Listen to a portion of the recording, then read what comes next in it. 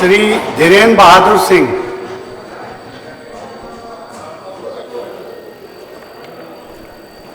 धन्यवाद माननीय अधिष्ठाता महोदय जी, आपने मुझे उत्तर प्रदेश के प्रस्तुत बजट पर बोलने का अवसर दिया है। मैं समझता हूं कि सरकार द्वारा प्रस्तुत बजट प्रदेश के विकास को आगे ले जाने वाला है, उत्तर प्रदेश को आत्मनिर्भर बनाने वाला बजट है। मैं इसकी सराहना करता हूं और इस बजट में समाज की मूलभूत आवश्यकताएं, चाहे बिजली हो, पानी हो, सड़क हो, स्वास्थ्य हो, शिक्षा हो, आवास हो, किसान, नौजवान, व्यापारी, कानून व्यवस्था, सारे विषयों में एक अच्छा खासा बजट धन आवंटित किया गया है। माननीय अधिष्ठाता महोदय जी, बताना चाहता हूं कि मैं ऐसे जनपद से आता हूं, रायबरेली जनपद से आता हूं, कि शायद ही उत्तर प्रदेश के किसी जनपद का नाम देश के लोग जानते हो न जानते हो, लेकिन रायबरेली जनपद का नाम पूरा देश और विश्व जानता है। और किस नाते जानता है, ये सारे लोग जानते हैं।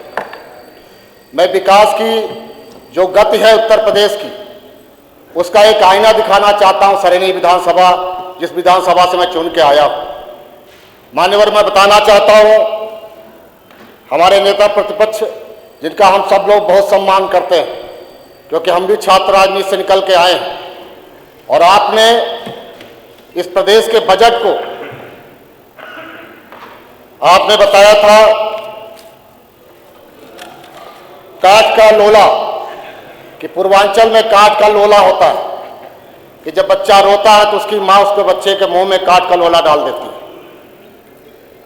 लेकिन मैं आपसे कहना चाहता हूं कि इसी उत्तर प्रदेश ने आपको ही बजट प्रस्तुत करते देखा है और हमारी सरकार को बजट प्रस्तुत करते देख रही है।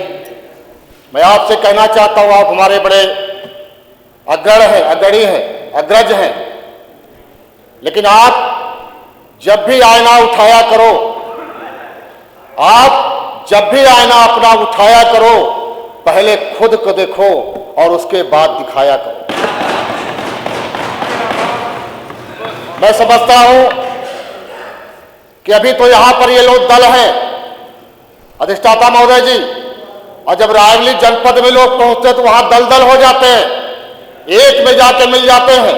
गंगा, जमुना, सरस्वती जितनी नदियां हैं, राजनीतिक रूप से वहां रायबरेली में एक हो जाती है। चाहे देश में सरकार बनी हो, चाहे उत्तर प्रदेश में सरकार बनी हो, एक दूसरे का सबका सहयोग रहता है। लेकिन एक वानगी दिखाना चाहता हूं कि उस रायबरेली की सरेनी विधानसभा में विकास की क्या स्थिति थी हमारी सरकार के पहले। सड़कों के बारे में चर्चा करना चाहता हूं। हमारी विधानसभा का नाम सरेनी विधानसभा के नाम से है। सरेनी वीरों की धरती है, शहीदों की धरती है, और सरेनी ब्लॉक के जितने मार्ग थे, जितने प्रमुख मार्ग थे, 30-30 किलोमीटर के मार्ग हैं और आज तक 3 मीटर की चौड़ाई के हैं। लगभग 7-8 हजार वाहन प्रतिदिन निकलते हैं। आज तक सड़कों का चौड़ीकरण नहीं हो पाया और वीआईपी जिले में सरेनी रायबरेली का नाम गिना जाता है। हमारी सरकार बनने के बाद लालगंज से सरेनी की जो रोड जाती है वो हाईवे की तरह बन गई है और आम जनमानस उसमें चल रहा है। और एक सड़क हमारे क्षेत्र की है, एक सड़क हमारे क्षेत्र की है, सराय बैरिया खेड़ा से तेजगांव पूरे पांडे होते हुए भोजपुर और दौलतपुर जाती है। पंडित महावीर प्रसाद द्विवेदी जो जिनके नाम से हिंदी का युग चला था, वहां तक रोड जाती है। उस सड़क को भी मैंने पास करा लिया है और उसका भी टेंडर हो गया है और बहुत जल्द ही वो सड़क हाईवे की तरह बन जाएगी। ऐसी विकास हमारी सरकार कर रही है। क्या किया है आप लोगों ने? आप विकास की चर्चा करते हो, जिसके नाम से विधानसभा का नाम हो, उस ब्लॉक की सारी सड़कें जर्जर पड़ी हुई है। और मैं आज सदन के माध्यम से बताना चाहता हूं कि आज सदन में मैं जब बोल रहा हूं तो कोई मांग नहीं करूंगा अपने विधानसभा के लिए, और मैं सरकार के यशस्वी मुख्यमंत्री जी को और प्रदेश के उप मुख्यमंत्री जी आदरणीय केशव मौर्य जी, जिनकी झोली में पता नहीं कितना धन है, कि जितना चाहता हूं उतना मिलता है, उन दोनों लोगों को बधाई देना चाहता हूं कि आज किसी मांग की आवश्यकता नहीं है। आज किसी मांग की आवश्यकता नहीं है, सारे काम हो रहे हैं और जो शेष काम बचे हैं वो लाइन पर है, वो भी सब काम हो जाएंगे। आप नहरों की चर्चा करते हो, आप नहरों की चर्चा करते हो कि नहरों में पानी नहीं आया है। आप खोखले नारेबाजी करते हो, सदन में आपके सारे नेता बोलते हैं। मैं जब छात्र राजनीति से विधानसभा में चुनाव लड़ने के लिए गया तो सरेली में नहरें तो थी, रायबरेली में नहरें तो थी, लेकिन नहरों में पानी नहीं था।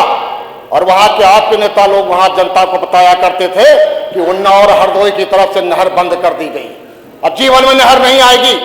और लोग जब हमसे पूछते थे और मैंने कहा था मैं नहरों में पानी ला करके रहूंगा, तो जनता वहां की कहती थी, यहाँ के नेता लोग तो कहते हैं उन्नाव और हरदोई से नहर बंद कर दी गई है, ये नहर में पानी कैसे आएगा? तो हमने कहा जहां पानी नहीं आता है वहीं तो पानी लाने का काम हम लोग करते हैं और हमारी सरकार करती है। आज सदन को बताना चाहता हूं, आज सदन को बताना चाहता हूं, प्रदेश की नहरों में पानी चल रहा है, हमारी विधानसभा की नहरों में पानी चल रहा है। और डलमो बी पंप जो वहां पर उन्नाव के बॉर्डर से नहर आती है, उसमें 78 करोड़ रुपया स्वीकृत होने के लिए गया है। पंप वहां के खराब हो गए। अब मुझको सूचना मिली है कि 2-3 महीने के अंदर पंप का धन स्वीकृत हो जाएगा और इतनी मात्रा में पानी आएगा कि किसान मालो माल हो जाएगा और सरकार की जय जय योगी करती जनता। आप चर्चा करते हो स्वास्थ्य की, शिक्षा के बारे में। हमारे नेता प्रतिपक्ष महोदय से बेसिक शिक्षा के मंत्री थे, शिक्षा का स्तर कितना गिर गया था। आप लोगों की सरकारों में सार्वजनिक कामों पे आपका ध्यान नहीं था, सार्वजनिक कामों की चिंता आप लोगों को नहीं थी। अगर चिंता थी तो आपको चिंता थी किसको मोरंग का ठेका मिल जाए, किसको बालू का पट्टा मिल जाए और कैसे सिंडिकेट बैठा दिया जाए जिसके माध्यम से सरकार का धन आपकी झोली में जा सके। और इसकी वानगी में अध्यक्ष देखता हूं, मैं भी छात्र राजनीति से निकला हूं और मेरे ऊपर भी संघर्ष के दौरान मुकदमे लगे थे और एमपी एमएलए कोर्ट में जाता हूं तो आपके कई नमूने वहां पर दिखाई देते हैं जो व्हील चेयर से वहां मुकदमा लड़ने के लिए आते हैं। उनकी भी थोड़ा चिंता आप लोग कर लिया करिए। उन्होंने आपको बहुत कुछ दिया है, कचहरी में आते हैं, उनकी दशा देख के मुझे कष्ट होता है। ये काम आप लोगों ने किया और हमारी सरकार ने क्या किया शिक्षा के क्षेत्र में। हम भी प्राइमरी विद्यालय से पढ़ के आए और लगभग जितने सदन में बैठे सदस्य हैं, अधिकांश सदस्य प्राइमरी विद्यालय से पढ़कर सदन के अंदर आए। और वहां की क्या स्थिति थी माननीय अधिष्ठाता महोदय, बताना चाहता हूं कि मैं प्रत्येक वर्ष में महीने के 3 दिन सर्दियों में गांव गांव का दौरा करता हूं और जब गांव गांव का दौरा करता विद्यालय के अंदर भी जाता हूं।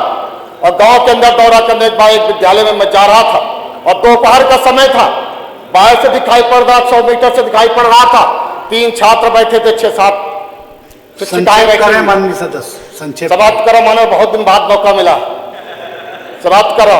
और मैं जब वहां पर गया दूर से मैंने देखा तो मैंने शिक्षिकाओं से पूछा क्या लंच हो गया है, बच्चे नहीं है? तो उन्होंने बड़ा शर्माते हुए कहा नहीं इतने ही बच्चे हैं। बड़ा मन क्षुब्ध हुआ और लगा किसी विद्यालय से पढ़ के हम लोग भी यहाँ से विश्वविद्यालय की राजनीति करने गए, आज विद्यालयों की स्थिति हो गई। हमारी सरकार ने तय किया कि कायाकल्प के माध्यम से हम शिक्षा की गुणवत्ता भी सही करेंगे और शिक्षा को सही दिशा में ले जाएंगे, दशा भी बदलेंगे और दिशा भी बदलेंगे। और उसके माध्यम से कायाकल्प के माध्यम से विद्यालयों की बाउंड्री वॉल बनाई जा रही है, वहां हैंड पंप नलकूप लगाया जा रहा है, मॉडल विद्यालय बनाए जा रहे हैं, कॉपी किताब पुस्तक शिक्षा स्वेटर मोजा मुफ्त में दिया जा रहा है।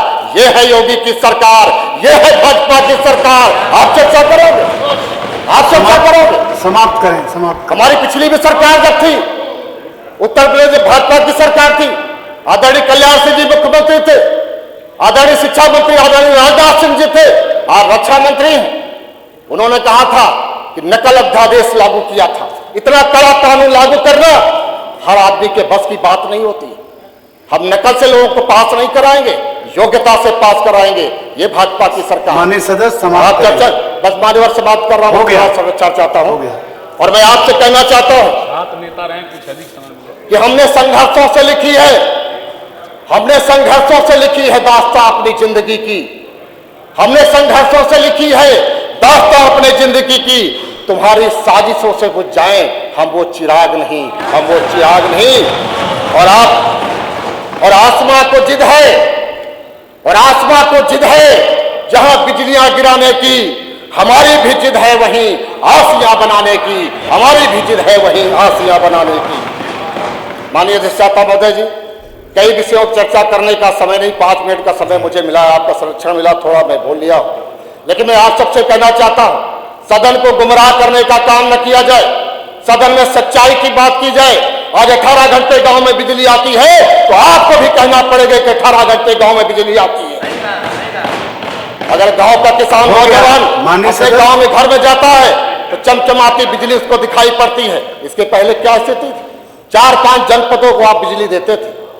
जिन गांव मजरों में बिजली नहीं थी, विषय आगे तार नहीं था, तार पहुंचाया गया। माननीय सदस्य साहब विषय आगे समाप्त करें, समाप्त करें। समाप्त ही कर रहा हूं, लेकिन बहुत लंबे अंतराल बाद नंबर आया। हम लोग 3 दिन से लोग सदन में बैठे हैं, कब नंबर आएगा, कब नंबर आएगा। श्री रफीक अंसारी जी, अधिष्ठाता महोदय अपना कैलकुलेट करके मैं समाप्त कर रहा हूं।